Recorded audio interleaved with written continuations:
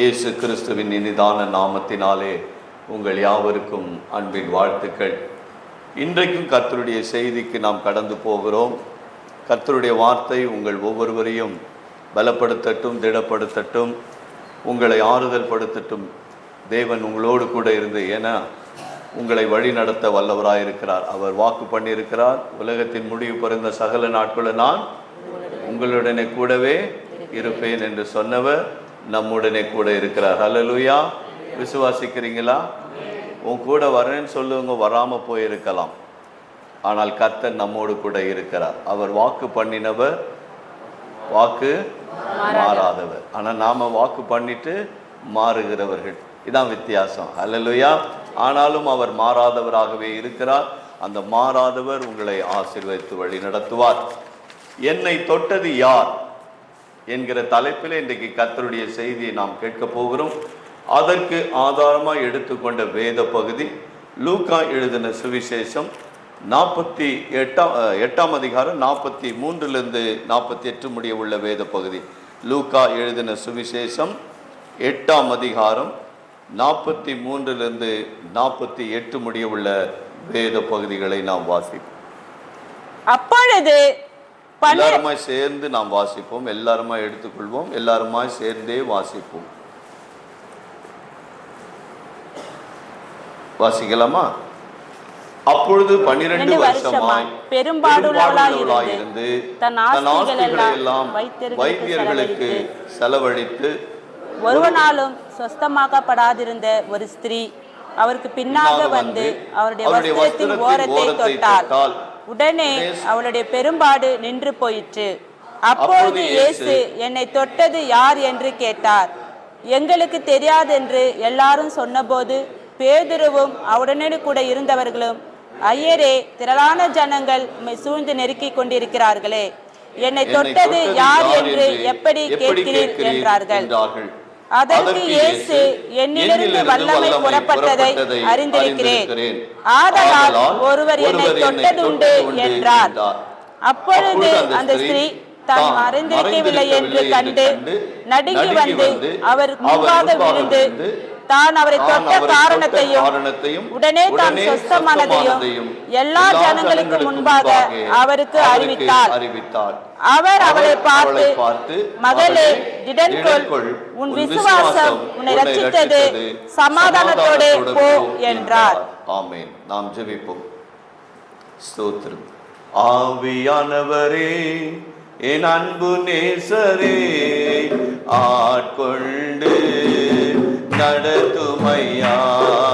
ஆவியானவரே, என் அன்பு நேசரே, ஆட்கொண்டு நடத்துமையா.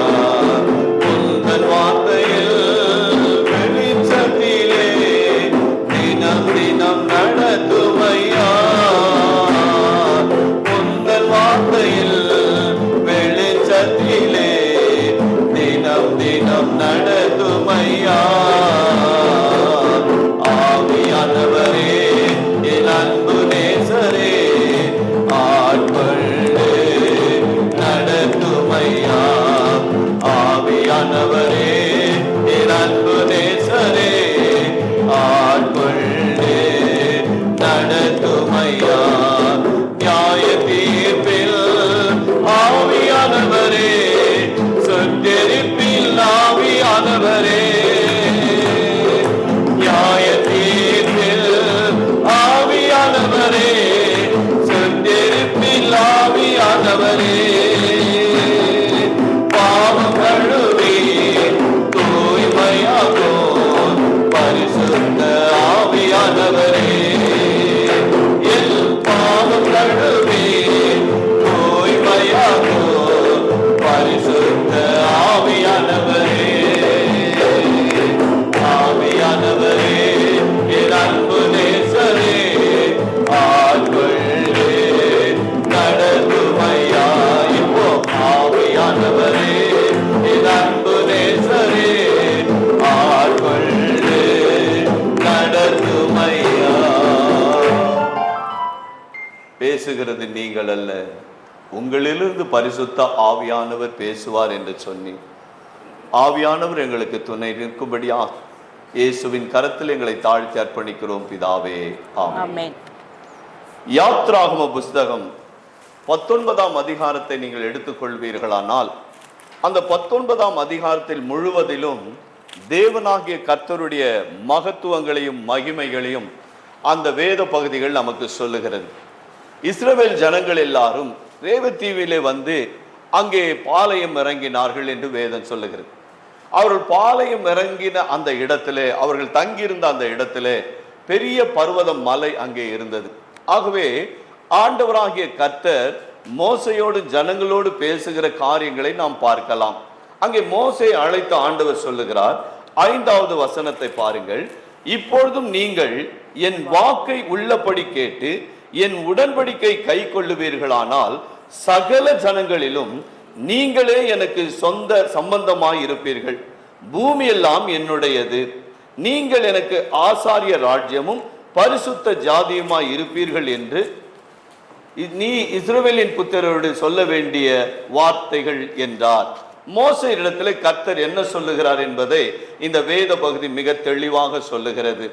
இப்பொழுதும் நீங்கள், இப்பொழுதும், இன்றைக்கு, இப்பொழுது, இந்த வேளையிலே நீங்களும் என் வாக்கை உள்ளபடி கேட்டு என் உடன்படிக்கையை கை கொள்ளுவீர்களானால், உடன்படிக்கையை கை கொள்ளுவீர்களானால் சகல ஜனங்களிலும், இந்த பூமியில் இருக்கிற சகல ஜனங்களிலும் நீங்களே எனக்கு சொந்த சம்பந்தமா இருப்பீர்கள். பூமி எல்லாம் என்னுடையது. அப்போ கர்த்தருடைய உடன்படிக்கையை, இன்றைக்கு கர்த்தர் நமக்கு சொல்லுகிற வார்த்தையை நீங்கள் உள்ளபடி கேட்டு அந்த வார்த்தையின்படி நீங்கள் நடப்பீர்களானால், அந்த உடன்படிக்கைக்கு கீழ்ப்படிவீர்களானால், வசனம் தெளிவாய் சொல்லுகிறது. யாருக்கு இந்த வார்த்தையை சொல்றார்? இஸ்ரவேல் ஜனங்களுக்கு அன்றைக்கு சொன்னார். இன்றைக்கு நம்மை பார்த்து சொல்லுகிறார், இப்பொழுது இந்த வாக்கை உள்ளபடி நீங்கள் கேட்டு என் உடன்படிக்கையை கை கொள்ளுவீர்களானால். அப்ப கை கொள்ளுகிறவர்களுக்கு தான், கையில வேதத்தை பிடித்து கொண்டு இருக்கிறவர்களுக்கு அல்ல, அல்லது வாரத்துக்கு ஒரு முறை வேதத்தை கையில சுமந்து கொண்டு வந்து நானும் வேதத்தை எடுக்கிறவன், நானும் என்னிடத்துல வேதம் இருக்கிறது என்று சொல்லுகிறவர்களாக அல்ல. அந்த வேத வசனத்திலும் அந்த வேத எழுத்துகளும் நம்முடைய கரத்தில் இருக்கிறது, நம்முடைய இருதயத்திலும் நம்முடைய சிந்தையிலும் நம்முடைய வாயில அந்த வேத வசனம் இருக்குமானால், அந்த வேத வசனங்களை, வார்த்தைகளை, சத்தியத்தை நாம் கீழ்ப்படிந்து அந்த உடன்படிக்கை நடக்கிறவர்களாய் இருந்தால் மாத்திரமே நாம் அவருக்கு சொந்த சம்பந்தமான ஜனமாய் இருப்பீர்கள்.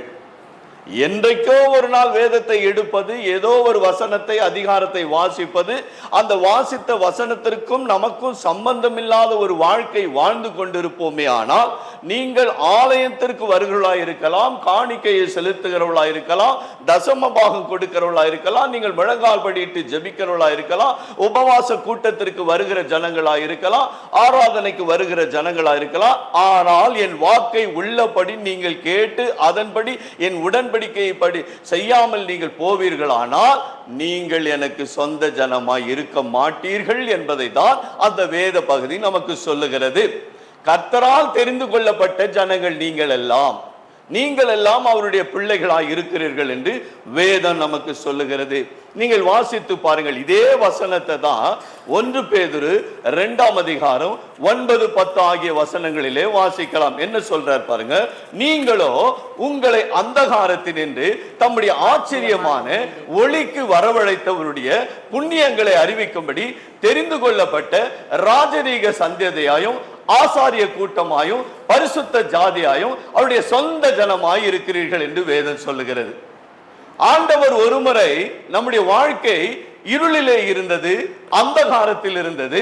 ஆனால் இருளிலே இருக்கட்டும், அந்தகாரத்திலே இந்த பிள்ளைகள் இருக்கட்டும் என்று சொல்லி நம்மை அப்படியே விட்டு விடாமல், அந்தகாரத்திலிருந்தும் நம்மை கொண்டு வந்த ஆச்சரியமான ஒளி, அந்த மகிமையான ஒளியினிடத்திலே கர்த்தர் நம்மை கொண்டு வந்திருக்கிறார். அப்படிப்பட்ட தேவனுக்கு நாம் கொடுக்கிறதான மகிமை என்ன?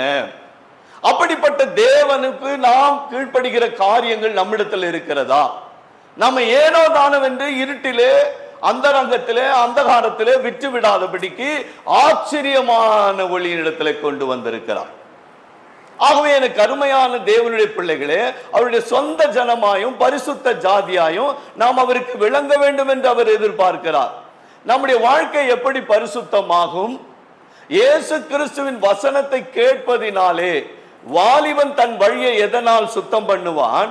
கர்த்தருடைய வசனத்தை காத்து அதன்படி நடக்கிறவனாக இருக்கிறபடினாலே தானே. அதுதானே வேதம் சொல்லுகிறது. ஆகவே ஆண்டவருடைய வாக்கை உள்ளபடி கேட்டு, இன்னைக்கு நிறைய கேட்டு இருக்கிறோம், ஆனா இன்னும் சரியான விதத்துல அந்த வாக்குக்கு கீழ்ப்படிந்தவர்களாக நாம் யாரும் காணப்படவில்லை. ஆண்டவர் எதிர்பார்க்கிற விதத்திலே நம்முடைய வாழ்க்கை இல்லவே இல்லை என்று உறுதியாய் தெளிவாய் சொல்ல முடியும். இன்றைக்கு நம்முடைய செயல்களே அதற்கு அடையாளமாக இருக்கிறது. யாரும் உங்களை குறித்து சொல்ல வேண்டியதில்லை, நம்ம குறித்து என்னை குறித்து உங்களுக்கு சொல்ல வேண்டியதில்லை. நம்முடைய செயல்பாடுகளே அதை கர்த்தருக்கு நாம் எப்படி அஞ்சி நடக்கிறோம், கர்த்தருடைய வாக்கை எப்படி கடைபிடிக்கிறோம், கர்த்தருடைய வாக்குக்கு எப்படி கீழ்ப்படுகிறோம் என்பதை நம்முடைய செயல்களே நம்மை குறித்து சாட்சி கொடுக்கிறது. நாம் சொல்லுகிற சாட்சி எல்லாம் பொய் சாட்சிகளாக இருக்கிறது. ஏதோ அற்புதம் நடந்தது, உண்மைதான், ஆண்டவர் அற்புதங்களை செய்கிறார், உண்மைதான். ஆனால் அவருடைய வாக்கை உள்ளபடி கேளாதபடிக்கு நாம் நடக்கிறபடியினாலே நாம் பொய் சாட்சி சொல்லுகிறவர்களாய் பொய் ஜீவியத்தை ஜீவித்துக் கொண்டிருக்கிறோம் என்பதை தான் நம்முடைய செயல்கள் வெளிப்படுத்துகிறதே தவிர வேறொரு பெரிய காரியத்தை நாம் தேவனுக்கு செய்யவில்லை. ஆகையினாலே பிரியமானவர்களே, வேதத்துல பாருங்க, அடுத்த வசனம் என்ன சொல்லுகிறது? அதே யாத்ராகும் புஸ்தகத்தில் தேவனாகிய கர்த்தர் சொன்னார். என்ன சொல்லுகிறார் பாருங்க, 8வது வசனத்தில் என்ன சொல்லுகிறார்கள்? அதற்கு ஜனங்கள் ஏகமாய் கர்த்தர் சொன்னவைகளை எல்லாம் செய்வோம் என்று பிரத்யுத்தரம் சொன்னார்கள். ஜனங்கள் சொன்ன வார்த்தைகளை மோசே கர்த்தரிடத்தில் தெரிவித்தான். பாத்தீங்களா? நீங்க என்ன வார்த்தையை சொல்றீங்களோ ஆண்டவரே, அந்த வார்த்தையின்படி நாங்கள் செய்வோம், நடப்போம் என்று அன்றைக்கு இஸ்ரவேல் ஜனங்கள் சொன்னது போல நாமும் கூட எத்தனையோ முறை கர்த்தாவே உம்முடைய வார்த்தையின்படி உங்களுடைய வாக்கின்படி நாங்கள் நடப்போம், வாழ்வோம், இருப்போம் என்று நாம் சொன்னோம். ஆனால் சொன்னபடி நாம் நடக்கவில்லை, சொன்னபடி நாம் செயல்படவில்லை. என் அருமையான தேவனுடைய பிள்ளைகளே, அடுத்ததாக வசனத்துல பாருங்க என்ன சொல்றாரு? அப்பொழுது கர்த்தர் மோசேயை நோக்கி, நான் உன்னோடு பேசும்போது ஜனங்கள் கேட்டு உன்னை என்றென்றைக்கும் விசுவாசிக்கும்படி நான் கார்மேகத்தில் உன்னிடத்திற்கு வருவேன் என்றார். ஜனங்கள் சொன்ன வார்த்தைகளே மோசே கர்த்தருக்கு சொன்னான். 10வது வசனம், பின்னும் கர்த்தர் மோசேயை நோக்கி, நீ ஜனங்களிடத்தில் போய் இன்றைக்கும் நாளைக்கும் அவர்களை பரிசுத்தப்படுத்தி அவர்கள் தங்கள் வஸ்திரங்களை தோய்த்து. மலையில ஏறுகிறது என்பது சாதாரண விஷயம் அல்ல. மலை ஏறுவது என்பது சாதாரண விஷயம் அல்ல, ரொம்ப கடினமான ஒரு விஷயம். அந்த நாட்கள்ல ரொம்ப கடினம்.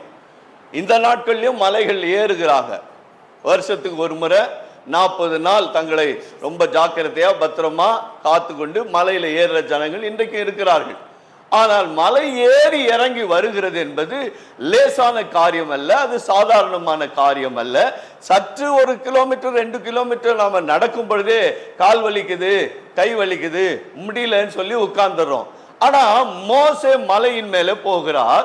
திரும்பவும் கர்த்தர் மோசேயை மலை கீழே அடிவாரத்திற்கு அனுப்புகிறார். அனுப்பி என்ன சொல்லுகிறார்? இந்த ஜனங்களை இன்றைக்கும் நாளைக்கும் அவர்களை பரிசுத்தப்படுத்திக் கொள்ள சொல், இன்றைக்கும் நாளைக்கும் அவர்களை பரிசுத்தப்படுத்தி சொல், 3ஆம் நாளிலே நான் கர்த்தராகிய அவர்களோடு கூட இடைப்படுவேன் என்று சொல்லுகிறார். ஆம் பிரியமானவர்களே, இந்த வேத வசனத்தின் மூலமாக நாம் என்ன கற்றுக்கொள்ளுகிறோம் என்றால், தேவன் நம்மை பரிசுத்தத்திற்கு அழைக்கிறார். நம்முடைய வஸ்திரத்துல கூட பரிசுத்தத்தை எதிர்பார்க்கிறார். நம்முடைய இருதயத்திலே மாத்திரமல்ல, நம்முடைய வாயிலே மாத்திரமல்ல, நம்முடைய கண்களிலே மாத்திரமல்ல, மாறாக நம்முடைய வஸ்திரத்திலே கூட கர்த்தர் பரிசுத்தத்தை விரும்புகிறார். ஆகவேதான் அவர் சொல்லார், அவர்களை பரிசுத்தம் பண்ணிக்கொள்ள சொல், இன்றைக்கு நாளைக்கும் அவர்களை பரிசுத்தம் பண்ணிக்கொள்ள சொல், அவர்கள் வஸ்திரங்களை தோய்த்து அவர்கள் ஆயத்தமா இருக்கட்டும். இப்ப உலகத்தை யுத்தங்கள் நடக்க ஆரம்பித்திருக்கிறது. இந்த யுத்தம் எங்கே போய் நிற்கும் என்று நமக்கு தெரியாது. என்ன முடிவு வரப்போகிறது என்று நமக்கு தெரியாது. ஆனால் ஒன்று தெரியும், யுத்தங்களின் செய்திகளை கேட்பீர்கள் என்று சொன்ன கர்த்தருடைய வாக்கு இன்றைக்கு நிறைவேறி கொண்டிருக்கிறதை நாம் கண்கூட பார்த்து கொண்டிருக்கிறோம். பல கோடி பல பிள்ளைகள் ஜனங்கள் அழிந்து கொண்டிருக்கிறதை பார்த்து கொண்டிருக்கிறோம். ஆனால் உன்னையும் என்னையும் கர்த்தர் இன்றைய வரைக்கும் ஜீவனோடு கூட வைத்திருக்கிற அந்த தேவனாகிய கர்த்தர் நம்மிடத்தில் எதிர்பார்க்கிற காரியங்கள் நம்மிடத்தில் இல்லை. என் அருமையான தேவனுடைய பிள்ளைகளே, கர்த்தரை விசுவாசிக்கிற தேவ ஜனங்களே, கர்த்தருடைய வார்த்தையை கேட்க வந்திருக்கிற அருமையான பிள்ளைகளே, உணர்ந்து கொள்ளுங்கள். கர்த்தர் நம்மிடத்தில் என்ன எதிர்பார்க்கிறார்? அவர் எதிர்பார்க்கிற பரிசுத்தம் நம்முடைய சிந்தையிலே, நம்முடைய இருதயத்திலே, நம்முடைய ஆவி ஆத்துமா சரீரத்திலே காணப்பட வேண்டும். அது மாத்திரமல்ல, நம்முடைய வஸ்திரங்களிலும் அந்த பரிசுத்தம் காணப்பட வேண்டும். வேதம் சொல்லுகிறது பாருங்க, வேதத்தில் மிக தெளிவாக ஆண்டவர் சொல்லுகிறார். வெளிப்படுத்தின சுவிசேஷம் 3ஆம் அதிகாரம் 4-5 வசனங்களை பாருங்க. அங்க என்ன சொல்லுகிறது? வெளிப்படுத்தின சுவிசேஷம் தங்கள்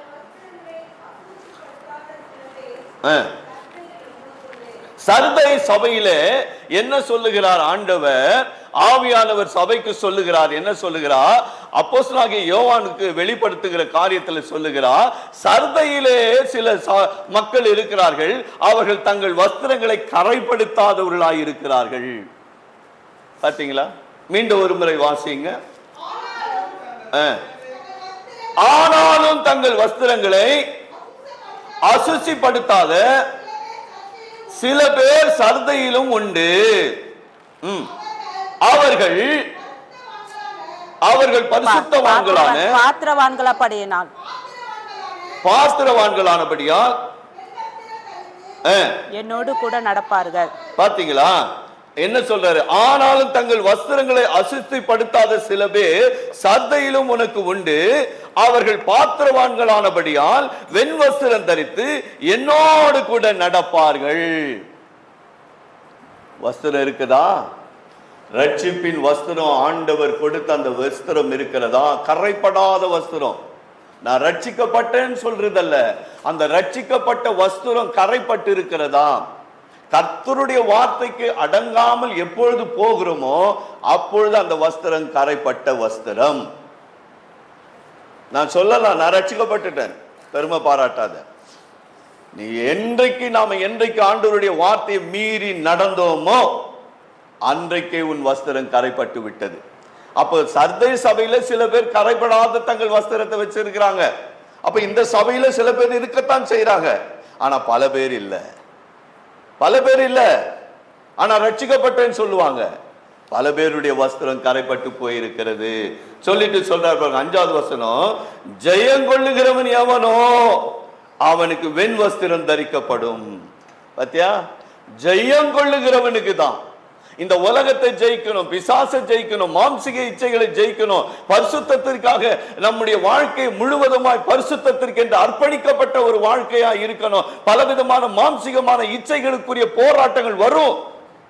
உலகம் அசுத்தத்தில் இருக்கிறது, அநியாயத்தில் இருக்கிறது, இந்த உலகம் பொன்னாங்கலுக்குள் கிடக்கிறது என்று வேதம் நமக்கு சொல்லுகிறது.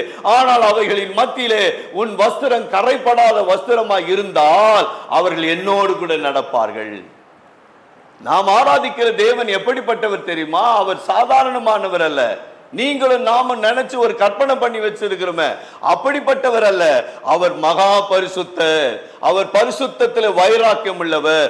அவர் அக்கினியானவர். அவர் பட்சிக்கிற அக்கினியா இருக்கிறார். அவர் பரிசுத்தர்.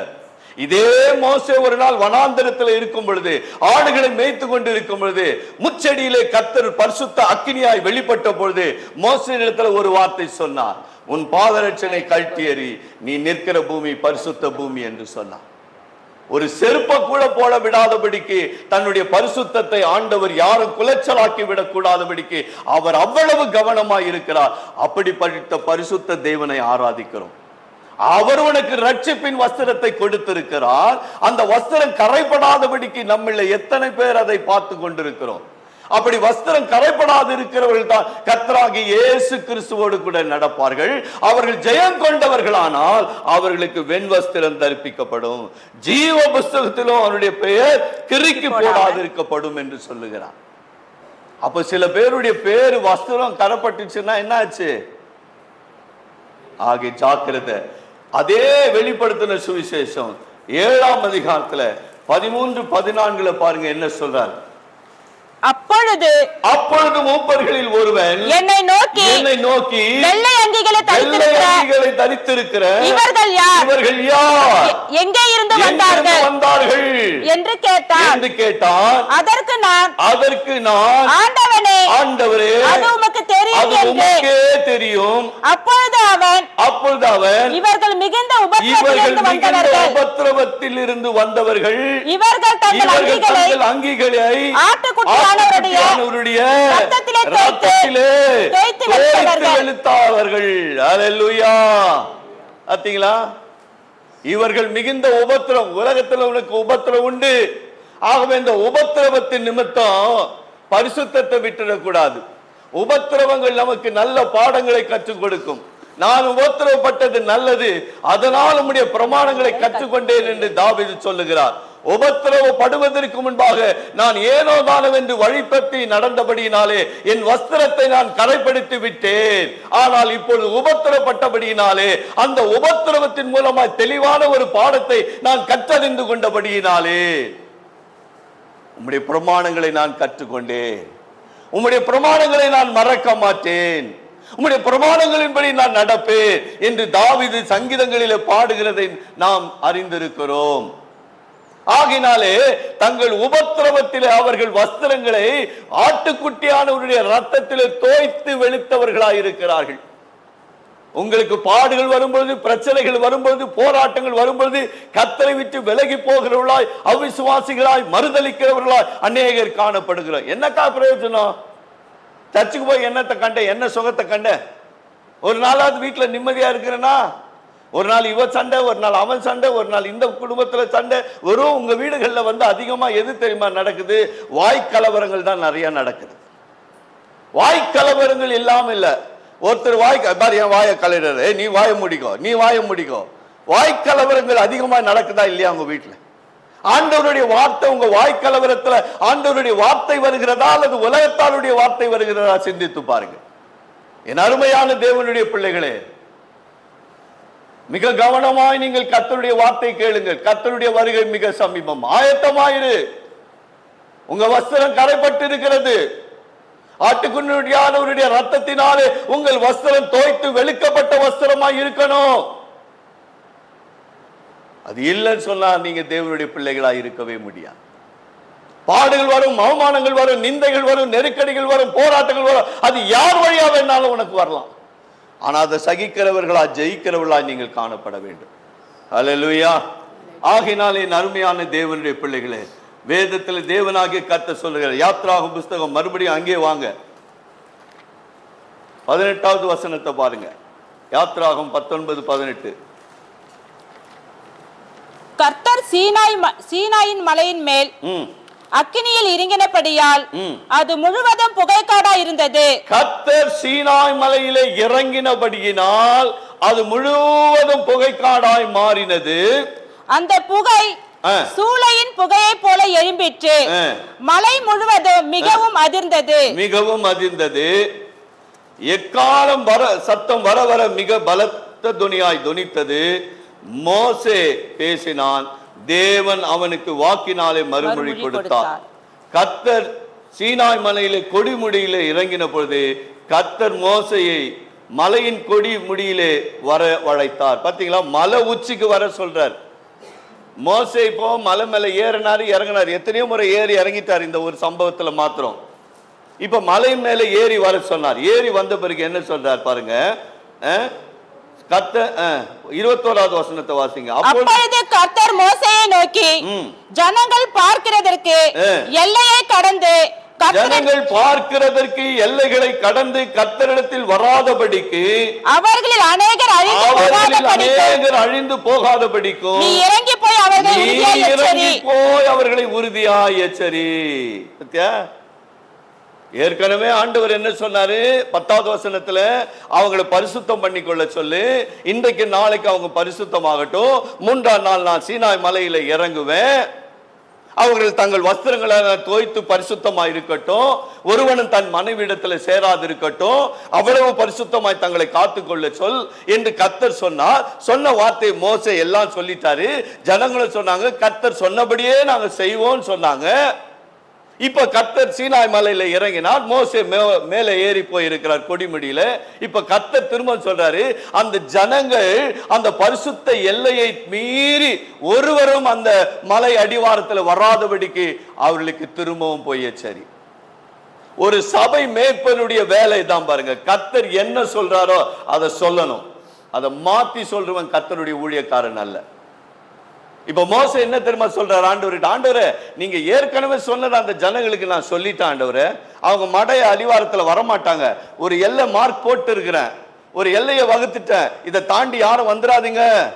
ஏன்னா நீங்க சொல்லி இருக்கிறீங்க, ஒரு மனுஷனாகிலோ ஒரு மிருகமாகிலோ யாராகிலும் இந்த மலையை தொட்டா அவன் சாவான், அவன் அழிவான். நீங்க சொன்னது வார்த்தையை நான் சொல்லிட்டேன் ஆண்டவரே, அவங்க வரமாட்டாங்க, அவங்க தொட மாட்டாங்க.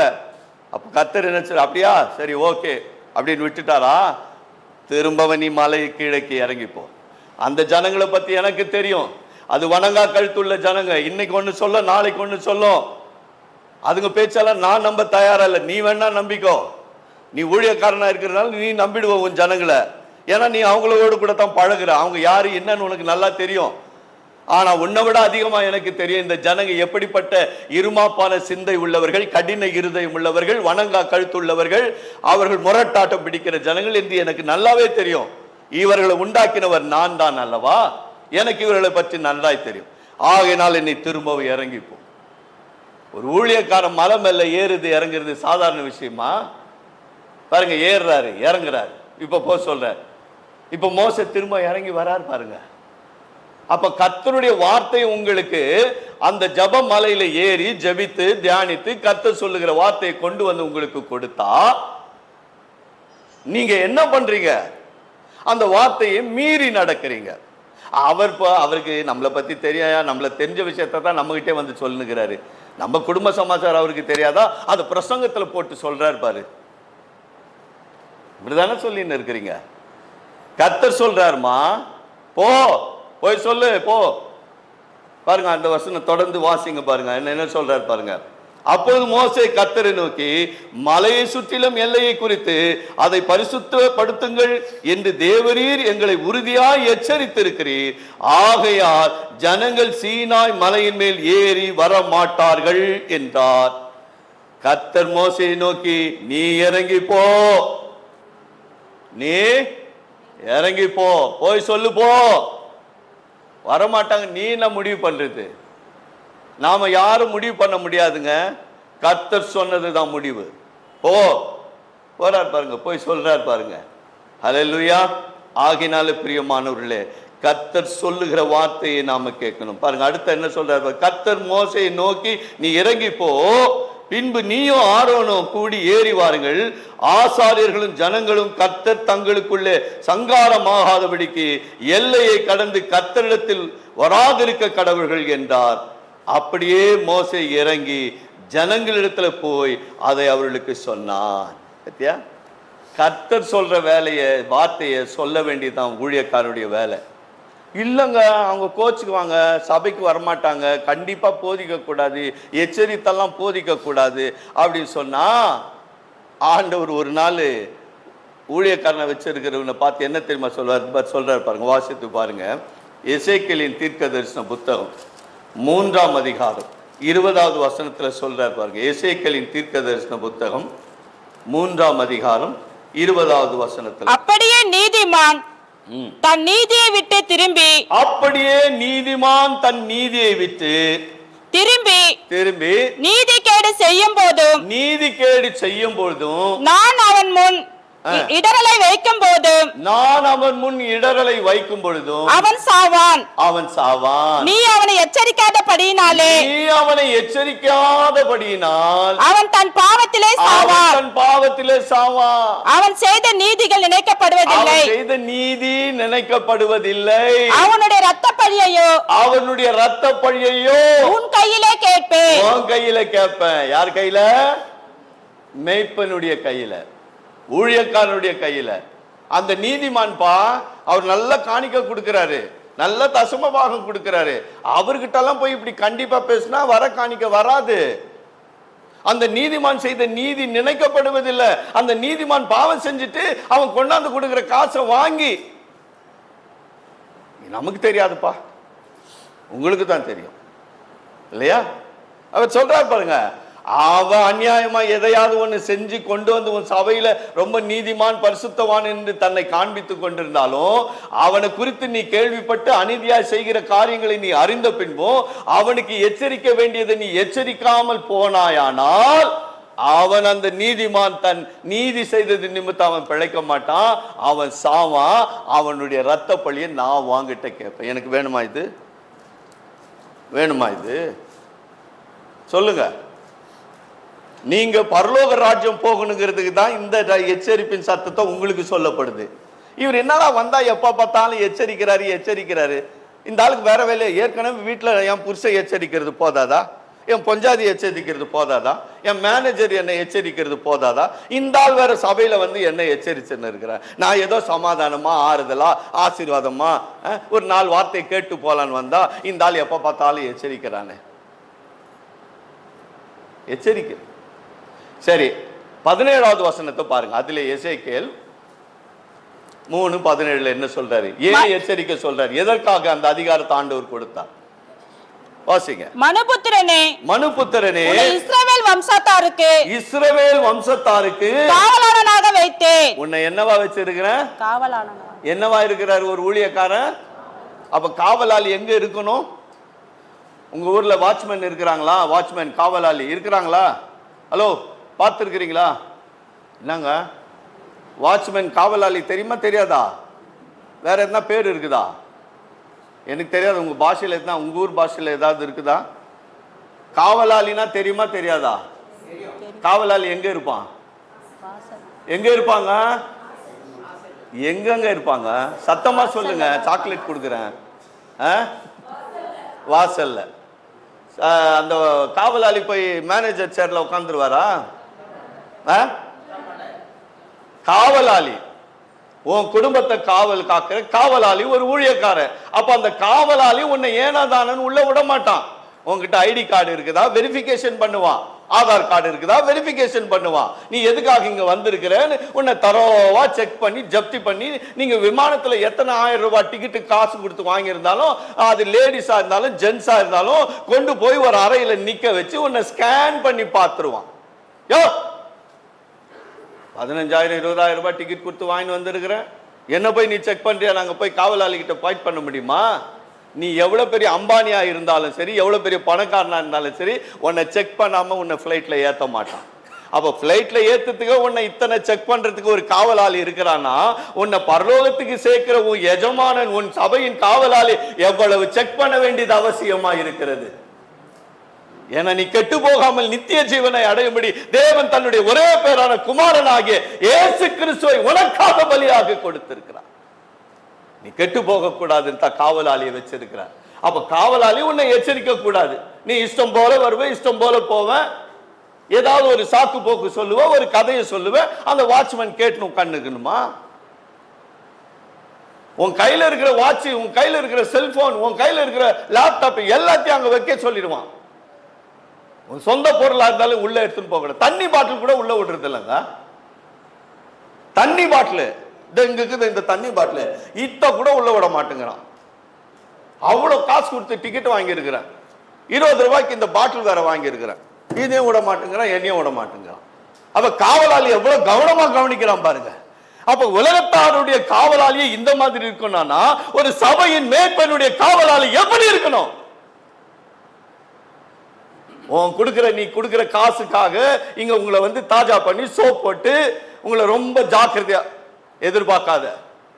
நீ கர்த்தருடைய பிள்ளையா இருந்தா இதெல்லாம் எதிர்பார்க்க கூடாது.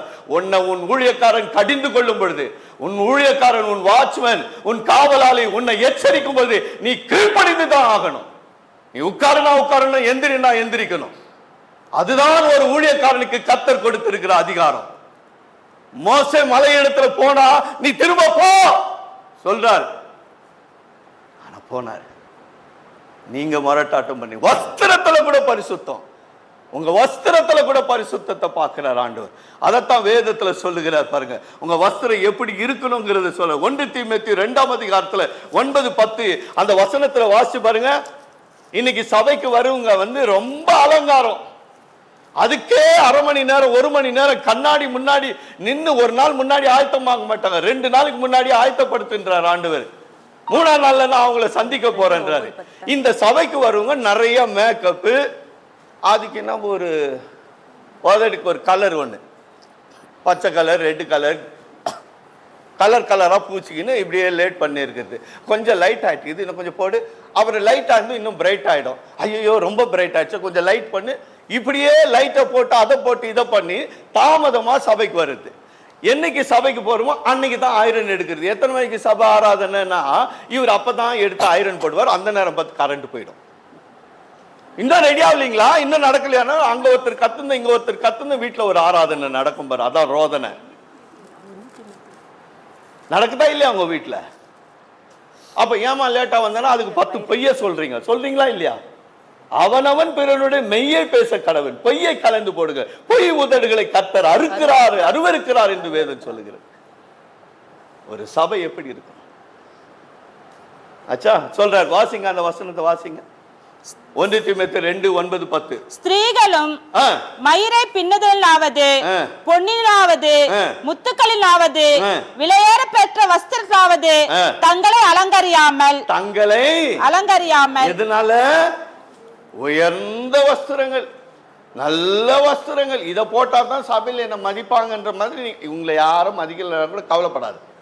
உன்னை கர்த்தர் தான் மதிக்கணும், இல்லைன்னா அவர் மிதிக்குவார். கர்த்தர் மதிக்கணுமா இல்ல மிதிக்கணுமா முடிவு பண்ணிங்க. அப்போ பாருங்க, ஒரு ஸ்திரீயானவள் எப்படி வரணும் சபைக்குன்னு சொல்றாரு பாருங்க. வாசிங்க, திரும்ப வாசிங்க, நல்லா காதுல போய் உட்கார்த்தோம். தகுதியான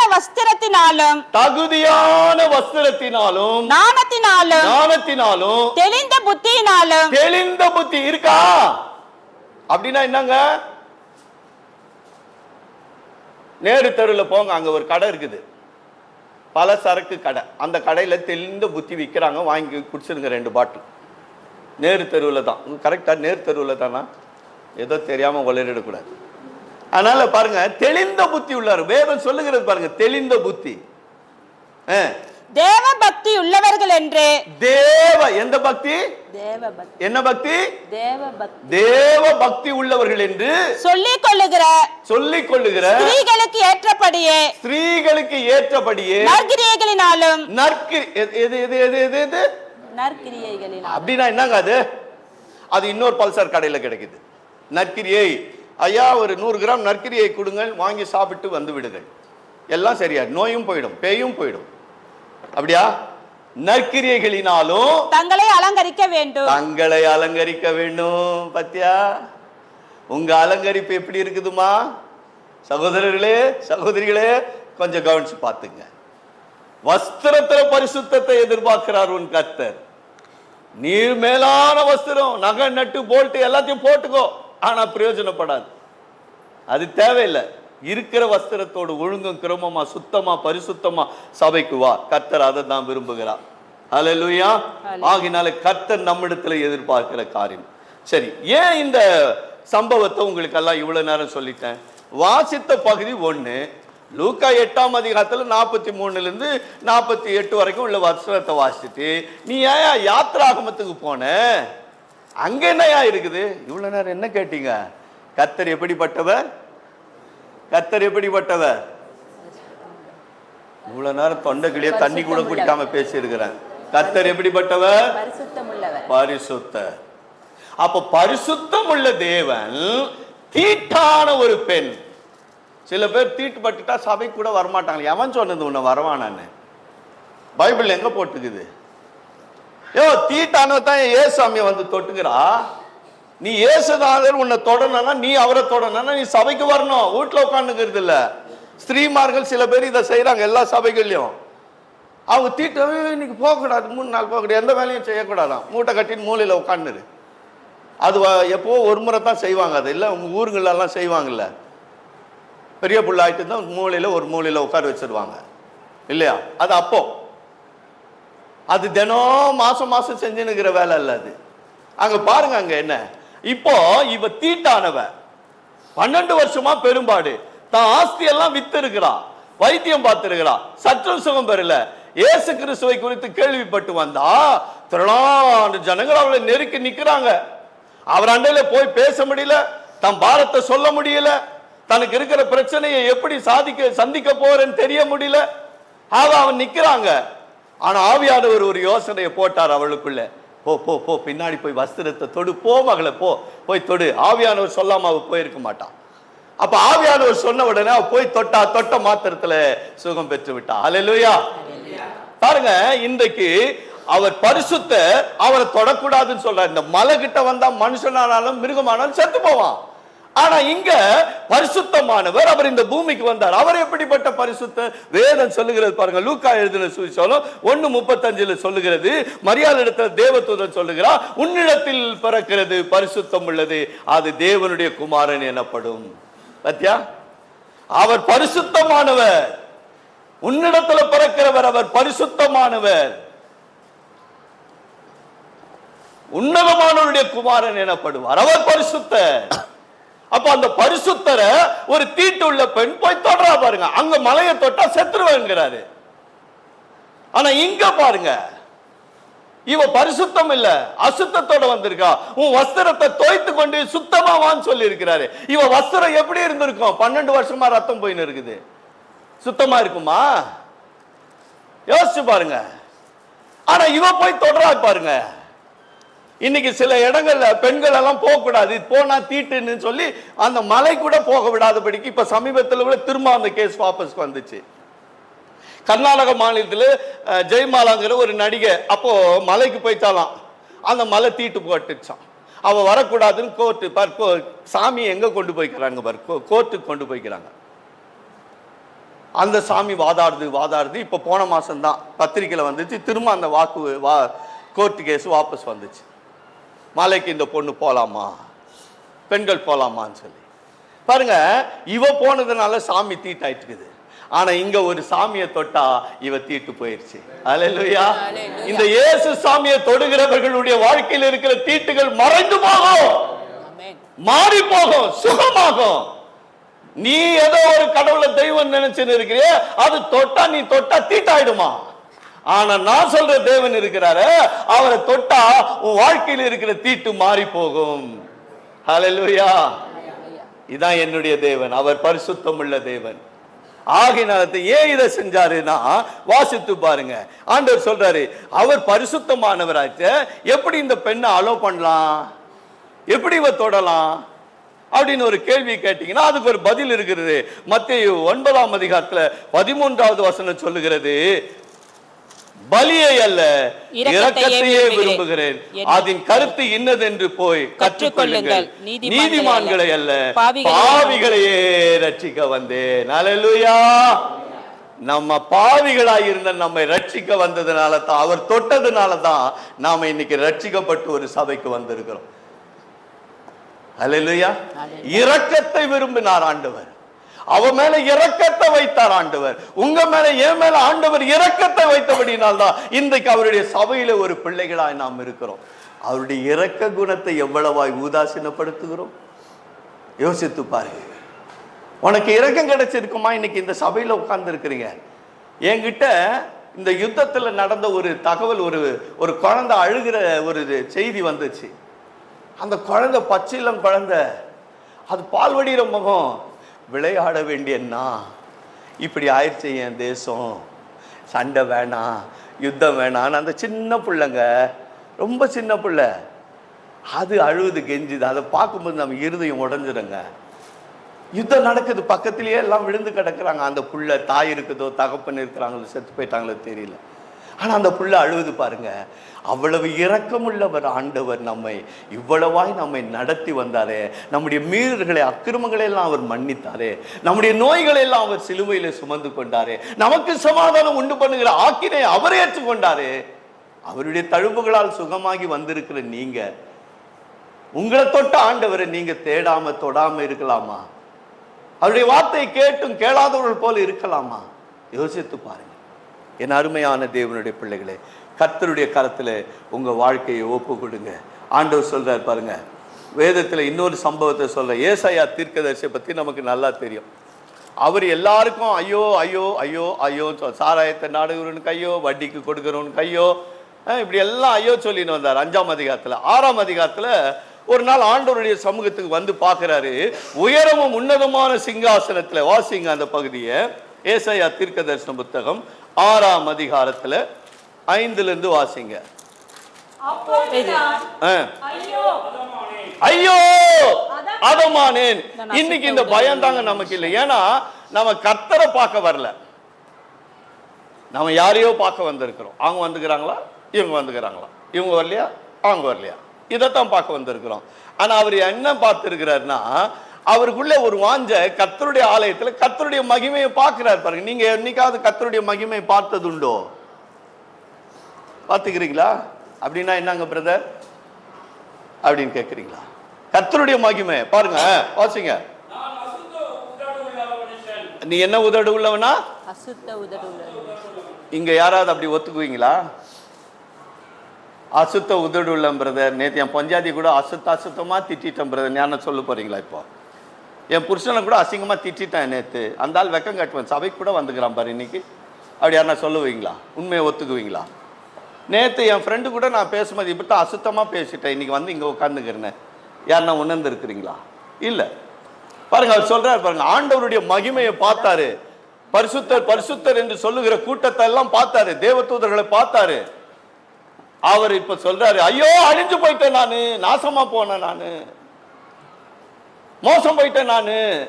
என்னடானா, நான் ஆண்டவருடைய பரிசுத்தத்தை பார்த்துட்டேன். நான் அசுத்த உதடுள்ள ஜனங்களின் மத்தியிலே அசுத்த வாயோடு கூட வாழ்கிற ஒரு மனுஷன் சொல்லி தன் பாவத்தை அறிக்கையிடுறார் பாருங்க. அப்ப நடந்தது என்ன தெரியுமா? பலிபீடத்திலிருந்து ஒரு அக்கினி அவர் நாவை தொட்டதினால் அவர் பரிசுத்தமாயிட்டார். இப்ப ஆண்டவர் சொல்றாரு, இந்த அக்கினி உன்னை தொட்டதினால் நீ பரிசுத்தமாயிட்ட, உன் பாவம் போயிடுச்சு அப்படின்னு சொல்றார்.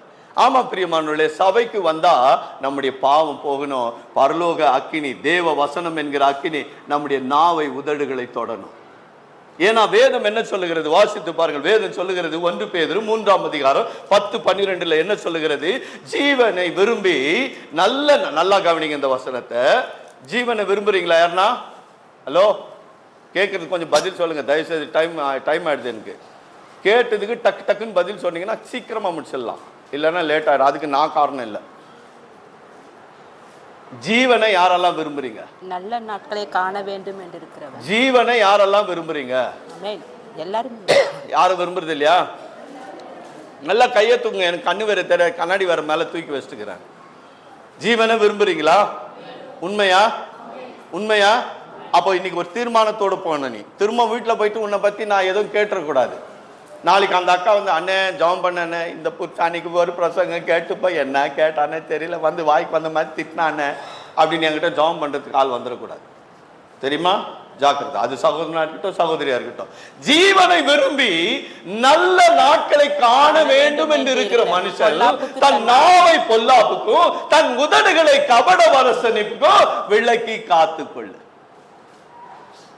டேஞ்சர் தானே இது? முடியாது சாமி, வாயாடி நான் பழகிட்டேன், என் வாயை மூடுனா எப்படி மூடுவேன்?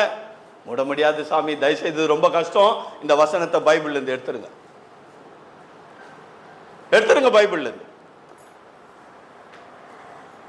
ஜீவனை விரும்புறியா? இப்ப சொல்லு, ஜீவனை விரும்புறியா? உண்மையிலே விரும்புறியா? ஐயோ விரும்புறீங்களா? தயவுசெய்து வானாங்க, விரும்பாதீங்க, ஜீவனை விரும்பாதீங்க. பரவாயில்ல, வாயாடி இந்த வாயாடி கிட்ட வாய் கொடுத்து ஜெயிக்க முடியாது. அது என்னெல்லாம் பேசு, ஐயோ காது கொடுத்து கேட்க முடியாதுங்க. வேணாங்க, தயவுசெய்து வேணா, ஜீவனை விரும்பிடாத, நீ எங்கன்னா போய்க்கோ. ஆனா உண்மையிலே நீ ஜீவனை விரும்பினா வாயிலிருந்து வரக்கூடிய வார்த்தை பிறர் காயத்தை ஆற்றுகிறதா இருக்கணும், பிறர் ஆறுதல் படுத்துகிற வார்த்தையா இருக்கணும், பிறரை புண்புறுத்தி குத்தி. ஐயோ வசனம் சொல்லுது பாருங்க, அப்படியே பட்டய குத்து போல பேசுவாங்களாம். இதெல்லாம் நிப்பாட்டு முதல்ல, அது ஒழுங்கினும். கர்த்தருடைய பிள்ளைங்க அப்படி செய்யவே கூடாது. அமைதியா பொறுமையா அடக்கமா பேச வேண்டிய வார்த்தையை பொறுமையா பேச கத்துக்கணும். பட்டய குத்து போல என்னத்த பேசுறது இல்ல? இவ்வளவு வசனத்தை கேட்டு நீ திரும்ப அதை மாதிரி அவர் ஒரு பட்டயத்தை வச்சுருக்கிறாரு, அது ரொம்ப ஷார்ப்பா இருக்கும். 2 பக்கம் உங்ககிட்ட இருக்கிற கத்தி ஒரு பக்கம் மொக்க, ஏற்கனவே அது மொக்க கத்தி தான். இந்த கத்தியில நீ வெட்டின்னு இருக்கிற, ஏதோ போனா போட்டன்னு வெட்ட விட்டு இருக்கிறாரு. ஆனா ஆண்டவர்கிட்ட இருக்கிற பட்டயம் இருபுறம் கருப்புள்ள பட்டயம். ஜாக்கிரதை, என்னையும் வெட்டும் உன்னையும் வெட்டும். பிரசங்கம்மா பட்டு போன நீ போயிட்டு இங்க என்ன வேஷம் போட்டுங்கிற, என்னையும் போட்டு தள்ளுவா. ஜாக்கிரதை. ஜீவனை விரும்பி நல்ல நாட்களை காண வேண்டும் என்று இருக்கிற மனுஷன் தன் நாவை பொல்லாப்புக்கும் தன் உதடுகளை கபட வசனிப்புக்கும் விலக்கி காத்துக்கொள்ளு. அப்படி காத்துக்கொண்டா வாசிங்க, அடுத்து என்ன இருக்குது? பொல்லாப்பை விட்டு நீங்கி, பொல்லாப்பை விட்டு நீங்கி நன்மை செய்து. என்ன செய்யணுமா? நன்மை செய்து. முதல்ல பொல்லாப்பை விட்டா தான் நன்மை செய்ய முடியும். நன்மை செய்யற மாதிரி பொல்லாப்பு செஞ்சு நிற்க கூடாது, தெரியுமா? இதெல்லாம் தந்திரமா ரொம்ப பேர் செய்யறாங்க, அதெல்லாம் செய்யக்கூடாது. அடுத்து வாசிங்க. நன்மை செய்து, நன்மை செய்து சமாதானத்தை தேடி. எதை தேடி? சமாதானத்தை. உன் குடும்பத்துல சமாதானம் இருக்குதா? உண்மையா சொல்லு, உண்மையா சொல்லும். உங்க வீட்டுல சமாதானம் இருக்குது, நிம்மதி இருக்குது? இது வீடா இது சுடுகாடா? ஒன்னும் தெரியல. அதுக்கு தான் நான் வருத்தல வீட்டுக்கு, நான் அங்கேயே இருக்கிறது நல்லது, தூரமாவே இருக்கிறது நல்லது சொல்லிக்கிறாங்கல்ல. வந்துட்டா குழப்ப கெடுக்கிறதுக்குன்னு நான் வராமலே இருந்திருக்கலாம் சொல்றாங்களா இல்லையா? இது கிறிஸ்துவ வீடா? இது யோசிச்சு பாருங்க, சொல்லி பாருங்க. அது சொல்றாரு பாருங்க, சமாதானத்தை தேடி அதை பின்தொடர கடவன். பின்தொடர கடவன் கர்த்தருடைய கண்கள். நல்லா கவனிச்சுக்கமா, என் கண்ணு உங்க வீட்டுல இல்ல, உங்க பாஸ்டருடைய கண்ணும் உங்க வீட்டுல இல்ல. அவங்க கண்ணு அவங்க வீட்டுல தான் இருக்குது. ஆனா எல்லாத்துக்கும் மேலாக ஒரு கண் உன்னை பார்த்துக்கிட்டே இருக்குது. நம்புறீங்களா இந்த வசனத்தை? நம்புறீங்களா? கர்த்தருடைய கண்கள் பூமி எங்கும் உலாவி கொண்டு இருக்கிறது என்று வேதம் சொல்லுகிறது. அப்ப கர்த்தருடைய கண் உன் வீட்டுல இருக்குது, இருக்குதா? இருந்துச்சுன்னா நீங்க இப்ப வீண் பேச்செல்லாம் பேச மாட்டீங்க. ஜாக்கிரதை. இல்லாததுனால தான் பேசின்னு இருக்கிறீங்க. கர்த்தருடைய கண் நீதிமான்கள் மேல் நோக்கமாக இருக்கிறது, அவருடைய செவிகள் அவர்கள் வேண்டுதலுக்கு கவனமாக இருக்கிறது. தீமை செய்கிறவர்களுக்கோ கர்த்தருடைய முகம் விரோதமாக இருக்கிறது. அடுத்து என்ன வசனம் சொல்லுது? நீங்கள் நன்மையை பின்பற்றுகிறவர்களானால் உங்களுக்கு தீமை செய்கிறவன் யார்? இந்த ஆள் இப்படித்தான் அப்படின்னாங்கன்னா முடிவு பண்ணிடலாம். அவன் நன்மை செய்யற மாதிரி செஞ்சு வேற ஏதோ ஒண்ணு செய்ய போறாரியா, இதுல பெருசா இதை வைக்கிறாரு, என்னவோக்குது, அது என்னன்னு தெரியல, இப்படி எல்லாம் ஐஸ் வச்சுன்னு இருக்கிறாரு, என்ன நடக்க போது தெரியாது இல்லையா? ஜாக்கிரதை பிரியமானவர்களே. சரி, இப்போ வசனத்துக்கு வருவோம். அவளை தொட்ட உடனே அவ சுகமாயிட்டா. இப்ப ஆண்டவர் ஏன் தன்னிடத்திலிருந்து வல்லமை புறப்பட்டது என்று அவருக்கு தெரியும். ஏன் அவர் எல்லார் மத்தியத்தில் கேட்கிறார், யார் என்னை தொட்டது? என்னை தொட்டது யார்? என்ன ஆண்டவர்? பேதுரு கேட்க, என்ன ஆண்டவர் இவ்வளோ ஜனங்க நெருக்கி நிற்கிறாங்க, என்னை தொட்டது யாருன்னு கேட்குறீங்களே, எப்படி ஆண்டவர்? என்கிட்ட இருந்து வல்லமை போச்சுப்பா, ஒருத்தர் சுகமாயிட்டாங்கப்பா. பார்த்தீங்களா? ஆண்டவருக்கு தெரியும் யார் தொட்டது, எதற்காக தொட்டாங்க, எல்லாம் அவருக்கு தெரியும். ஆனா இந்த உலகம் அப்படிப்பட்ட ஒரு விசுவாசத்திற்குள்ள வர வேண்டும் என்பதற்காக உங்க வாழ்க்கையில் அப்படிப்பட்ட பாடுகள் போராட்டங்கள் வரும்போது உங்களுக்கு விசுவாசம் இருந்தா நீங்கள் தொட்டாலும் சுகமாவீர்கள், விடுதலை ஆவீர்கள் என்பதை நமக்கு காண்பிப்பதற்காக அந்த பெண்ணை வெளியே கொண்டு வந்தார். அல்லேலூயா. பார்த்தீங்களா? அதுக்காகத்தான், அவளை அவமானப்படுத்துறதுக்காக அல்ல. அவ எவ்வளவு நம்பிக்கையோடு விசுவாசத்தோடு என்னை தொட்டாள், அதை தொட்டதுனால அவளுக்கு வந்த விளைவை பாருங்க. அவ சொல்றா, ஆஸ்தி எல்லாம் வித்துட்டாயா, எல்லாம் டாக்டர் வாயில தான் போட்டேன், ஒன்னும் பிரயோஜனம் இல்லை, ஆனா உண்மை தொட்டேன், சுகமாயிட்டேன். நீங்க போய் ஆஸ்பத்திரி தெரியாத, நீ கர்த்தரை தொடு. யாரை தொடணும்? நீங்க யாரை தொடணும்? மனுஷனை தொட்டு நிற்காதீங்க. இல்ல மனுஷன் உங்களை தொடணும்னு ரொம்ப விரும்பிடாதீங்க. என்னைக்கோ ஒரு நாள் உங்க பிறந்த நாளுக்கோ கல்யாண நாளுக்கோ ஒரு ஊழியக்காரர் உங்க தலை மேல கையை வச்சு ஒரு ஜெபம் பண்றது நல்லது. வியாதியா இருக்கும்போது உங்களுக்காக ஜெபம் பண்றது, ஒரு ஊழியக்காரர் கையை வைத்து ஜெபிக்கிறது நல்லது. அதனால வாரம் வாரம் நான் காணிக்க போட்டேன்னு, பாஸ்டர் என் தலை மேல கொஞ்சம் கையை வச்சு ஜெபம் பண்ணு. பாஸ்டர் கையில ஒண்ணும் இல்லைங்க. கர்த்தர் அனுகிரகம் பண்ணினால் ஒழிய நீ சுகமாக முடியாது. கர்த்தருடைய கரம் உன் மேல வரணும். பாஸ்டர் என் கையில எங்க காயம் அழைப்பட்டிக்குதா, என்ன காயம் இருக்குதா, தழும்பு இருக்குதா, ஒண்ணும் இல்லை. ஆனா கர்த்தர் சுகமாக்கணும். உன்னை யார் தொடணும்? உன்னை யார் தொடணும்? உங்களை யார் தொடணும்? கர்த்தர் தொடணும். மனுஷன் தொடர்றதை விரும்பாதீங்க. கர்த்தர் தொடுவதை விரும்புங்க. அல்லேலூயா. பாருங்க, ஆண்டவருடைய வேத வசனத்துல இப்படியாய் கர்த்தருடைய வார்த்தை சொல்லுகிறது. பிரியமானவர்களே, ஆண்டவராகிய கர்த்தர் சொல்லுகிறார். வாசித்து பாருங்க. ஒரு குஷ்டரோகி மலை அடிவாரத்தில் இருக்கிறான். ஆண்டவர் அந்த மலையிலிருந்து இறங்கி வரார். குஷ்டரோகி ஊருக்கு வெளியில தான் இருக்கணும். குடும்பத்தின் மத்தியில் அவன் இருக்க முடியாது. குடும்பத்தாரோடு அவன் சேர்ந்து வாழ முடியாது. அவன் குஷ்டரோகி இருக்கிறபடினால அந்த குஷ்டரோகி ஊருக்கு ஒதுக்குப்புறமாக அவனை வைத்து விடுவார்கள். ஆனா அந்த மலையிலிருந்து இறங்கி வரும் பொழுது ஆண்டவராகிய இயேசு கிறிஸ்துவை பார்த்து, ஆண்டவரே உமக்கு சித்தமானால் என்னை சுத்தமாக்க உம்மாலே ஆகும், குணமாக்க உம்மாலே ஆகும். கேட்கிறான் பாருங்க, உமக்கு சித்தமானால். மத்திய 8ஆம் அதிகாரத்துல முதல் 3 வசனங்கள்ல. அப்ப ஆண்டவர் பாருங்க, குஷ்டரோகிய தொட்டா தீட்டுன்னு அவருக்கு தெரியும், குஷ்டரோகிய தொடக்கூடாதுன்னு அவருக்கு தெரியும். ஆனா தெரிந்திருந்தும் அந்த குஷ்டரோகிக்கே தெரியும் அவர் தொடக்கூடாதுன்னு தெரியும். ஆனா அவன் என்ன கேட்டான், உமக்கு சித்தமானால் என்னை சுத்தமாக்கும். தொட சொன்னானா? தொட சொன்ன, என்னை தொட்டு சுகமாக்குன்னு சொன்னானா? அப்படி இருக்குதா வசனம்? பாருங்க, கொஞ்சம் பார்க்கலாமே, எனக்கே கொஞ்சம் புரிஞ்சுக்கலாம். வாசிங்க, ஒருத்தர் வாசிங்க. அப்பொழுது குஷ்டரோகி ஒருவன் வந்து அவரை பணிந்து, ஆண்டவரே உமக்கு சித்தமானால் என்னை சுத்தமாக்க உம்மால் ஆகும் என்றான். இயேசு தமது கையை நீட்டி, உமக்கு சித்தமானால் என்னை சுத்தமாக்க உம்மால் ஆகும், உமக்கு சித்தமானால் என்னை தொட்டு சுகமாக்கும் என்று கேட்டானா? கேட்டானா? உமக்கு சித்தம் கேட்கல. அவன் கேட்டது என்ன? உமக்கு சித்தமானால் என்னை சுத்தமாக்கும், உம்மாலே ஆகும். அது உம்மால் ஆகும் ஆண்டவரே, உம்மால் ஆகும். ஏன்னா ஆண்டவர் அதற்கு முன்பாக வேத வசனத்துல நீங்க பாருங்க, ஆண்டவர் இடத்துல வந்த அத்தனை பேரையும் கர்த்தர் தொட்டு சுகமாக்க வேண்டும் என்று சொல்லி ஜனங்கள் கேட்டார்கள். மத்தேயு 14ஆம் அதிகாரத்துல 34 இருந்து நீங்க வாசித்து பார்க்கலாம் 36 வரைக்கும். ஜனங்கள் அன்றைக்கு என்ன கேட்டாங்க? கேனசரத் நாட்டின் வந்த பொழுது திரளான வியாதிஸ்தர்கள், பலவிதமான வியாதிஸ்தர்கள் இடத்துல வந்த பொழுது அவர் தொடணும், இல்ல நாங்க உங்களை தொட்டு சுகமாகணும் ஆண்டவரே அனுமதி கொடுங்கன்னு கேட்டாங்க. யாரெல்லாம் தொட்டாங்களோ விசுவாசத்தோடு அவங்க எல்லாம் சுகமாயிட்டாங்க. இப்ப ஆண்டவர் அந்த பெண்ணுக்கு அதைத்தான் சொன்னாரு, உன் விசுவாசம் உன்னை குணமாக்கினது, நீ சமாதானத்தோடு போ. என்ன தொட்டதுனால அல்ல, உன் விசுவாசம் இருக்குது, அது பெருசு. அந்த விசுவாசத்துல நீ என்ன தொட்ட, சுகமாயிட்ட, நீ சமாதானத்தோடு போ. வேதனை நீங்க சுகமாயிரு. விசுவாசத்தோடு தொடு, நம்பிக்கையோடு தொடு, அவிசுவாசத்தோடு தொடாத. இப்ப விசுவாசத்தோடு வந்து இவன் கேட்கிறான், உமக்கு சித்தமானால் என்னை சுத்தமாக்கும், என்னை சுத்தமாக்க உம்மால் ஆகும் என்று கேட்கிறான்.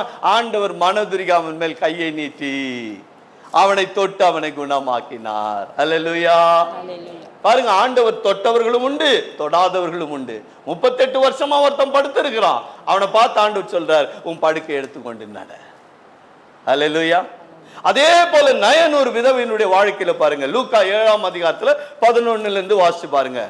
இயேசு அந்த நயனூருக்கு போய் கொண்டிருக்கிற அந்த வேளையில அவ்வழியிலே ஒருவர் பாடையை சுமந்து கொண்டு ஒரு வாலிபனை படுக்கையில சுமந்து கொண்டு வருகிறார்கள். கல்லறைக்கு போய் கொண்டிருக்கிறான். அந்த தாயை பார்க்கிறார், அவ அழுகிறா, அவளுக்கோ புருஷன் இல்லை, அவ அழுது கொண்டு இருக்கிறா. ஒரே பிள்ளை, நம்பிக்கைக்குரிய ஒரு பிள்ளை. என் எதிர்காலத்துக்கு அவன் தான் நம்பிக்கையா இருந்தான், அவனே மரித்து போயிட்டான். ஆண்டவர் மனதுருகினார். ஒரு செத்த பிணத்தையோ அல்லது அந்த செத்த பாடையோ தொடுகிறது தீட்டு, ஆனால் அவருக்கு அவர் தெரியும். ஆனால் என்ன பண்ணார் ஆண்டவர்? பாடையை தொட்டார்.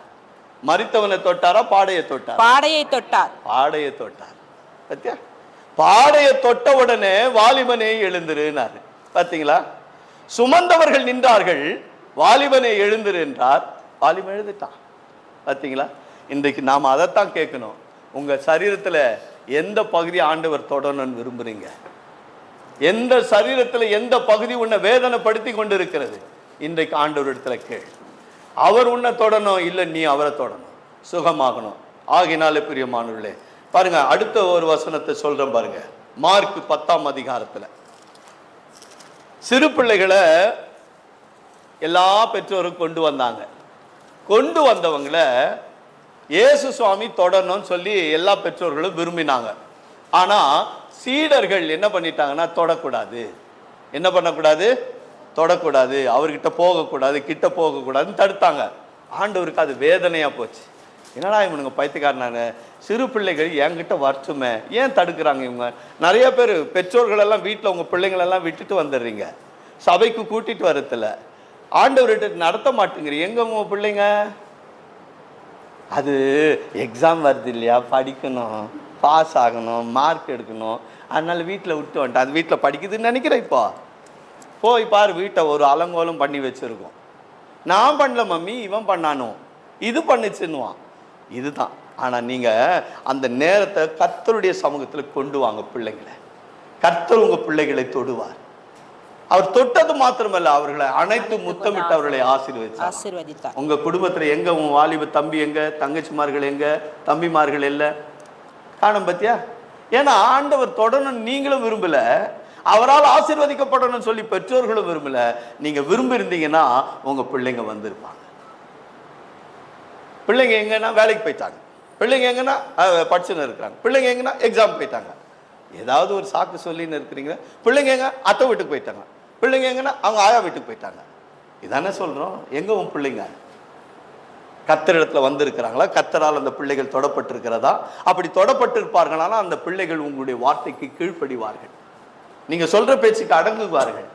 நீங்க அவங்கள என்ன பண்றீங்க? கர்த்தரிடத்துல நடத்தாம இருக்கிறீங்க. சரி, கடைசியாக ஒன்றை சொல்லி நான் முடிக்கிறேன். ஆண்டவர் மரித்து விட்டார். மரித்து விட்ட பிறகு மகதலேன் மரியாள் அதிகாலை அதிக இருட்டோட கல்லறைக்கு போனாலாம். எங்க போனாலாம்? நீங்க யாருன்னா போய்க்கிறீங்களா? நான் போனதில்லை. எனக்கு எங்க அப்பாவும் செத்துட்டாரு, எங்க அம்மாவும் செத்துட்டாங்க, 2 பேரும் செத்து போயிட்டாங்க. நான் ஒரு நாள் கூட, இப்போ கூட சொல்றேன், கல்ற திருநாளுக்கு கூட போறதில்லைங்க. நான் போறதில்லை. ஆனா இவ அதிகாலையில் இருட்டோட ஆண்டவர் மேல ஒரு நம்பிக்கை. ஏன்னா அவளுடைய வாழ்க்கை ஆண்டவர் தொட்டார். தொட்டதுனால அவ வாழ்க்கை மாறிச்சு. அவளிடத்து பிசாசு பிடிச்சிருந்த எல்லா பிசாசும் போயிருச்சு. இப்ப புது மனுஷியா மாறிட்டா. அதனால அவ ஆண்டவரை விட தயாரா இல்ல. அவர் மேல அவ்வளவு நேசம், அவ்வளவு விருப்பம். உங்க வாழ்க்கையில, நம்ம வாழ்க்கையில நிறைய பிசாசுகள் எல்லாம் ஆண்டவர் துரத்திட்டாரு. கடன் பிரச்சனை என்ன பிசாசுல இருந்தீங்க, வறுமைங்கிற பிசாசு உங்களை பிடிச்சிருந்தது, சமாதானம் இல்லாத குடும்பமா நீங்க, பிசாசினால் அலைக்கழிக்கப்பட்ட குடும்பமா நீங்க இருந்தீங்க. ஆனா உங்களை எல்லாரையும் ஆண்டவர் விடுதலையாக்கி அந்த பிசாசுகளை எல்லாம் துரத்தி உங்களுக்கு சமாதானத்தை, விடுதலை, சுகத்தை, ஆரோக்கியத்தை எல்லாத்தையும் கொடுத்து இருக்கிறார். ஆனா ஆண்டவர் மேல உங்களுக்கு இருக்கிற நேசத்தையும் அவனுக்கு இருக்கிற நேசத்தையும் பாருங்க. அவ அதிகாலையில இருட்டோட கல்லறைக்கு ஓடி வந்திருக்க. நான் கூட போல எங்க அப்பா அம்மா கல்லறைக்கு. அதிகாலையில் இருட்டோட நான் போல. எங்க அப்பா அம்மா இருக்கும்போது எனக்கு எவ்வளவோ நன்மை செஞ்சாங்க. சொத்தெல்லாம் சேர்த்து வச்சுட்டு போயிட்டாங்க. நிறைய வீடு வாசல், ஏக்கர் கணக்கா ஜமீன் எல்லாம் ஒன்றும் இல்லைங்க. அப்படியெல்லாம் ஒன்றும் இல்லை. இன்னைக்கு சொத்தை கொடுக்கலன்னு சொல்லி பெத்த தாய் தகப்பனை கொண்டு போடுற ஆட்கள் நிறைய இருக்கிறாங்க. என்ன நேசிக்கிறவங்க இல்லை. ஆனா இங்க பாருங்க, அதிகாலையில போனா போய் பார்த்தா ஆண்டவரை காணோம். அவ பாக்குறா, குனிஞ்சு பாக்குறா, ஒன்றும் இல்லை. போய் சீடர்களுக்கு சொல்றா, ஐயோ ஆண்டவரை வச்ச இடத்துல இல்லை, வந்து பாருங்க. எல்லாம் ஓடி வராங்க. வந்து உள்ள பார்த்தா எல்லாம் ஆண்டவருக்கு போத்தி இருந்த துணி மணி அங்க இருக்குது. ஆனா ஆண்டவரை காணோம். வந்தானுங்க, பார்த்தானுங்க, ஓட்டானுங்க. இதுதான் நிறைய பேர் செஞ்சுன்னு இருக்கிறீங்க. இந்த வாரம் வந்தீங்க, அடுத்த வாரம் வரமாட்டீங்க, ஓடிடுவீங்க. நீங்க எல்லாம் இந்த வாரம் வந்தவங்க அடுத்த வாரம் என்ன பண்ண மாட்டீங்க, வரமாட்டீங்க, ஓடிடுவீங்க எங்கன்னா. அது மாதிரி தான் சீடர்கள் ஓடி போயிட்டாங்க. ஆனா இவ பாருங்க, கல்லறையை விட்டு போகல, கல்லறையை விட்டு போகல. அவ அங்கதான் நிக்கிறா பாருங்க, அழுறா. அங்க இருக்கிற தோட்டக்காரன் நினைச்சு தேவத்தோடு, எங்க ஆண்டவர் எங்கேயாவது வச்சிருந்தா சொல்லு, நான் போய் எடுத்துக்கிறேன்றா. இல்லாம அவர் சொன்னபடி உயிர்த்தெழுந்தாரு. அவ போய் பார்க்கிறா, அவர் உயிர்த்தெழுந்திருக்கிறார். அந்த செய்தி அவளுக்கு தான் சொல்லப்பட்டு. இப்போ ஆண்டவர் பாருங்க, அழுது நிக்கிற அவளுக்கு, மரியாளே ஏன் அழுகிற? பத்தியா, நீ ஆண்டவர் இடத்துல வந்தேன்னு சொன்னா உன் அழுகைக்கு காரணம் என்னங்கிறது அவர் அறிந்தவர், அழாதே என்று சொல்லுவார். அவதான் போய் செய்தியை சொன்னா, அவதான் சீடர்களுக்கு போய் செய்தியை சொன்னான். பார்த்தீங்களா, ஒரு முறை அவளுடைய வாழ்க்கை தொடப்பட்டது ஆச்சா. இப்ப பாருங்க, ஆண்டவர் ஒரு இதுக்கு அப்புறம் ஆண்டவர் எல்லாரும் சீடர்கள் எல்லாம் கூடியிருந்த வீட்டுக்கு போறார். போய் எல்லாம் பயந்து ஒளிஞ்சு பூட்டின்னு உட்கார்ந்து இருக்கிறாங்க. ஆண்டவர் சீடர்களுக்கு தன்னை காண்பித்து காயங்கள் எல்லாம் காண்பித்தார்கள். எல்லாரும் மகிழ்ச்சி அடைந்தாங்க. அங்க தோமா இல்லை, அவர் இல்லை, ஆண்டவர் போயிட்டார். இப்ப தோமா வந்த பிறகு சொல்றாங்க, ஆண்டவர் வந்தாரு, நாங்க பார்த்தோம், அவருடைய காயத்தை பார்த்தோம், அப்ப பார்த்தோம் உயிர் தெழுந்து இருக்கிறார், ஆண்டவர் உயிரோடு இருக்கிறார் சொல்லி சந்தோஷம். இந்த மனுஷன் அவிசுவாசமா என்ன சொல்ற, அவரை நான் தொட்டால் ஒழிய, அவருடைய விழாவில நான் கையை போட்டால் ஒழிய நான் நம்ப மாட்டேன், விசுவாசிக்க மாட்டேன். என்ன சொல்றான் பாருங்க, நான் தொடணும், நான் தொட்டா தான் நம்புவேங்கிறான். அது போலதான் இன்னைக்கு நிறைய பேர் இருக்கிறீங்க. ஆண்டவர் என்ன குணமாக்குனா தான் நான் அவரை நம்புவேன், அவர் என்ன ஆசீர்வதிச்சா தான் நான் நம்புவேன், இல்லைன்னா நான் நம்ப மாட்டேன். ஆண்டவர் 8 நாள் கழிச்சு வந்தாரு, தோமாவே நீ என்ன சொன்ன, என் விழாவில் கை போடணும்னு இல்லை, என் காயத்தை பார்க்கணும், இந்த வாப்பா. அவிசுவாசியா இருக்காத. சபைக்கு வந்து உங்களை பார்த்து சொல்றாரு, அவிசுவாசியா இருக்காத, விசுவாசியாயிரு, தொடு வா. உடனே அவன் பயந்துட்டான், ஆண்டவரே என்ன மன்னிச்சிருங்க, ரட்சகரே, மீட்பரே, அப்பா நம்பத்தியா. அதனால கண்டு விசுவசிப்பவர்களை விட காணாமல் இருந்து விசுவசிக்கிறவர்கள் பாக்கியவான்கள். ஆகவே எனக்கு அருமையான தேவனுடைய பிள்ளைகளே, இந்த நாளிலே கர்த்தருடைய கரத்துல என்னை நீங்க தொடுங்கப்பா. நான் உம்மை தொட்டா சுகமாகட்டும். நான் இப்போ இந்த ஜப நேரத்துல உம்மை நான் தொடுவேன், என்னை குணமாக்குங்க. கேட்கலாமா? எல்லாரும் எழுந்து நில்லுங்க, எல்லாரும் எழுந்து நில்லுங்க.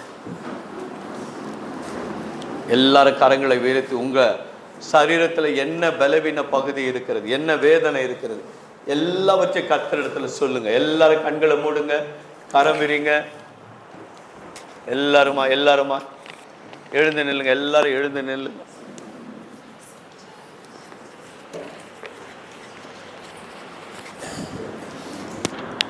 ஸ்தோத்திரம் பண்ணுங்க. சத்தத்தை கேட்கலையே, எல்லாரும் ஸ்தோத்திரம் பண்ணணும். எல்லாரும் துதிங்க, எல்லாரும் ஸ்தோத்திரம் பண்ணுங்க, எல்லாரும் துதிங்க. கேளுங்க, நீங்க என்ன தொடணும் ஆண்டவரே, என் வாழ்க்கையில இதெல்லாம் பலவீனம் இருக்குது ஆண்டவரே, நீ தொடணும். நான் உம்மை தொடுவேன், சுத்தமாகணும். அவ தொட்டா சுகமானா, இப்ப என்ன தொடுங்க, நான் சுகமாகணும். நான் உம்மை தொடும்போது எனக்கு அந்த சுகம் உண்டாகட்டும். கேளுங்க, எல்லாரும் கரங்களை வேரித்து. தொடும் என் கண்களையே உம்மை நான் காண வேண்டுமே, இயேசுவே உம்மையே நான் காண வேண்டுமே. எல்லாருமே கேளுங்க, தொடு, என் கண்ணை தொடுங்க, என் கண்ணை தொடுங்க. கேளுங்க, தொடுங்க. எல்லாரும் பரலோக தேவனை பாருங்க, உன்னை தொடுகிற தேவனை தேடு. ஆமென்.